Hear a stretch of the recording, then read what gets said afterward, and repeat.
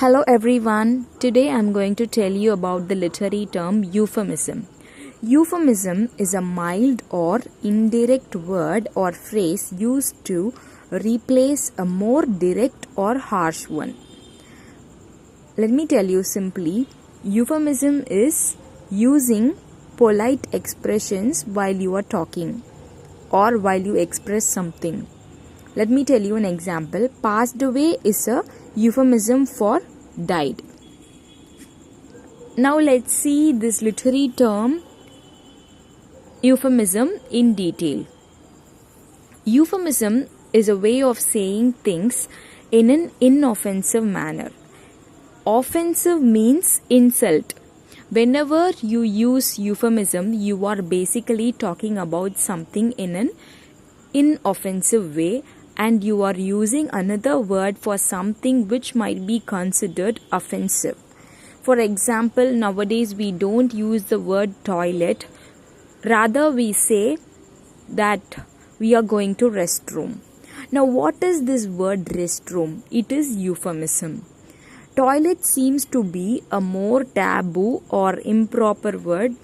Rather than using toilet, we use restroom. Right? So the term euphemism refers to a polite or indirect expression that would replace words and phrases which are considered harsh and impolite, and which suggest something unpleasant. So rather than using unpleasant words, you are using some polite expression. Mostly we do it when people die. We don't say that he or she died last night. We say that he passed away, he is no longer with us. And even in Christianity, they would say he or she went to be with the Lord. It is a more indirect way of saying it, and it is a more polite way rather than using harsh words. And also there is another example. Rather than saying someone is disabled or physically challenged, we are saying them as the special child. Instead of saying someone is disabled or having some problem, we say that he is a special kid, she is a special kid. So that's called euphemism. Let's see literature examples. And in Othello, there is a beautiful line. Othello is a play which was written by Shakespeare. There is a character called Iago. He says, "I am one, sir, that comes to tell you your daughter and the Moor are now making the beast with two backs." Here, the daughter and the Moor represents Desdemona and Othello. Here the expression is that the beast with two backs actually refers to the act of having sex. So rather than saying that they are having sex or they are making love, he used a more polite way. Then if you see Great Gatsby, written by F. Scott Fitzgerald, there's a line which Nick says, N-I-C-K, Nick.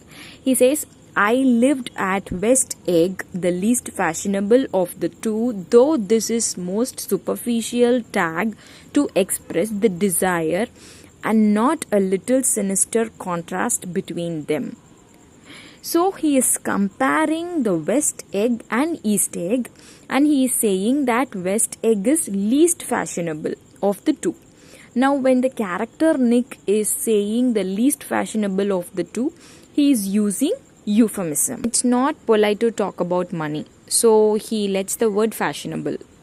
So rather than saying that West Egg are people who are not so rich, he says that we are least fashionable of the two.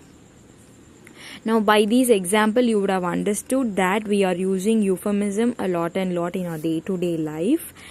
Writers even skillfully choose these appropriate words to refer and discuss a subject indirectly that otherwise might not publish due to strict social censorship, such as sexuality or death or political theories. So rather than using words because of which their work might get censored, they use some indirect or inoffensive words, and that's called euphemism. So guys, that's it for this video lecture. We'll meet soon in the next video lecture. I hope that you would have understood euphemism. Sit back, relax and enjoy literature. Stay tuned to Hephzibah Samuel.